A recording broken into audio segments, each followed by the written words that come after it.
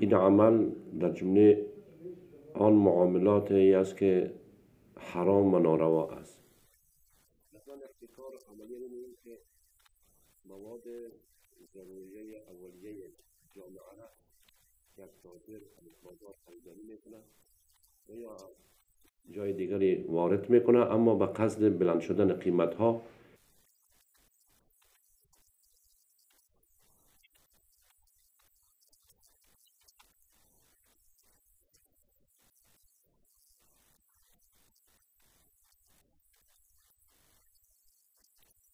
هر شرکت و یا هر کسی دست به احتکار میزنه بدون شک این میتونه به رامهای اقتصادی حکومت و سکتور خصوصی را سبودار بکنه.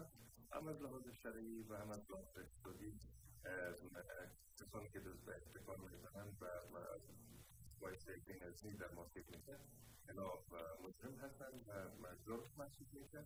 با اون لحاظ است که هر قدر بیشتر که چی در بحث انحصارگری و چی در بحث احتکارگری حکومت اقدامات جدی را روی دست بگیره، به اون پیمانه میتونه که نظم در مارکت ایجاد شود